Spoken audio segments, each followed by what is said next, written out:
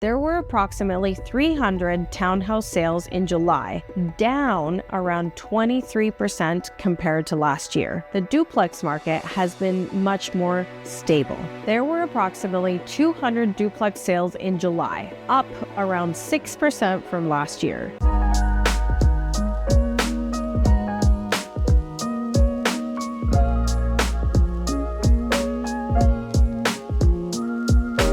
Townhouses had just under 4 months of supply. Townhouses are also experiencing more balance and more buyer choice. New listings declined by approximately 25%, and inventory ended the month at approximately 1,100 units. The townhouse benchmark price was approximately $419,000, down around 6% year over year. The average townhouse took 44 days to sell, compared with 37 days last July. The year-to-date townhouse sales are down approximately 15%, while the benchmark price is down approximately 6%. Townhouses remain an important part of Calgary's market because they provide an entry point for first-time buyers, families, downsizers, and investors who want more space than an apartment, but may not want or be able to purchase a detached home. For buyers, there are more opportunities to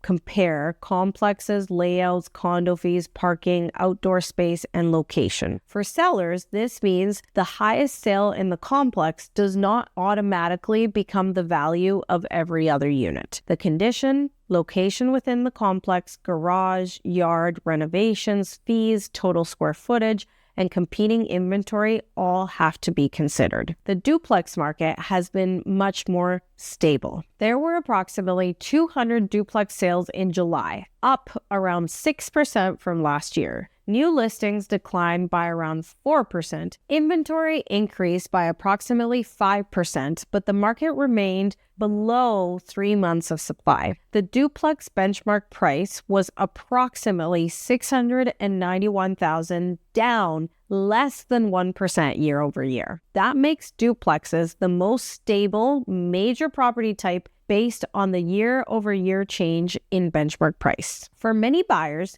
duplexes offer a strong middle ground. They can provide the space, yard, garage, and residential feel of a detached home, often at a more manageable price. But again, location changes the numbers. In West Calgary, the duplex benchmark price was approximately $839,000, up around 2%. In the Northeast, it was approximately $428,000, down around 5%. In the Southeast, it was $506,000, down around 3%. When we zoom out and compare total residential price by district, West Calgary was the only district reporting year-over-year benchmark price growth in July. The total residential benchmark price in the West was approximately $723,000, up around 1%. In the Northeast, the benchmark price was approximately $466,000,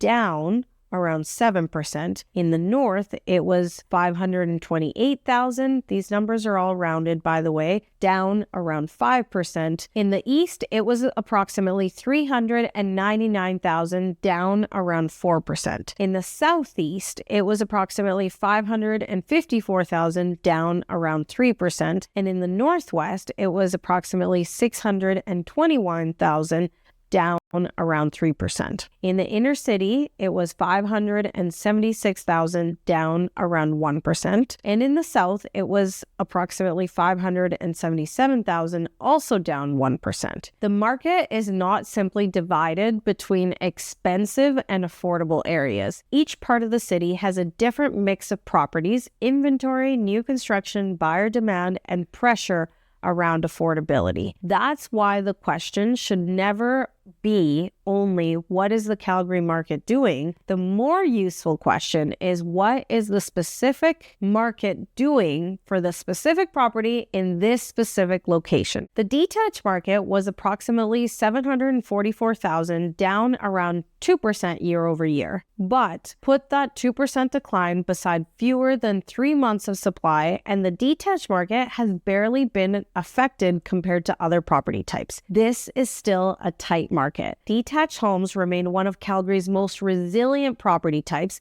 and the average detached home actually sold slightly faster in July than it did during the same month last year. The average detached home took 33 days to sell compared to 34 days last July. Prices have softened, but we are not seeing detached inventory pile up across the entire city. Buyers have more options than they did during the peak of the market, but the right detached home can still attract attention very quickly. This is especially true when a home provides features that buyers have been repeatedly telling us that they want but are having trouble finding. One place I'm still seeing right now is the market between approximately 1 million to 1.3 million. There is meaningful demand for buyers in that price range, especially for homes in the deeper suburban communities that offer space, lot, finishings, garage, and the overall lifestyle they're looking for. But they're not always finding enough homes that actually check those boxes. I'm also seeing new build versions of that property type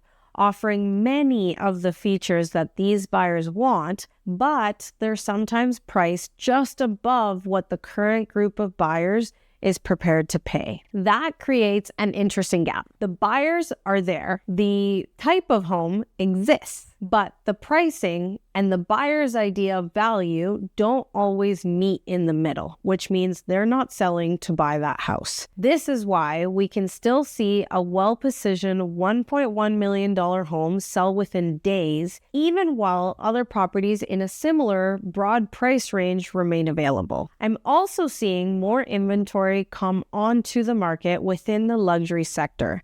As that inventory increases, buyers have more choices and sellers face more competition. We're beginning to see some prices reduced as listings compete for attention. But the luxury market is not one single category either. A beautifully presented home with the right location and the right features can still perform very well. A home that is priced based on what the seller hopes to receive rather than what current buyers are actually responding to may sit. And in this market, it may sit for months, eventually selling for much less than the seller originally expected. That is why being proactive about price movements is extremely, extremely important. A price adjustment made while a listing still has some freshness and attention can create a very different result from waiting until the property has accumulated months of history and buyers are wondering why it hasn't sold. The goal is not to reduce a property too soon. The goal is to recognize when the market has given us enough proof that the current strategy is not working. Make sure you subscribe so you don't miss the next update, and let me know in the comments, what are you seeing? Are the best properties in your area still selling quickly, or are you noticing buyers becoming much more selective? See you next time.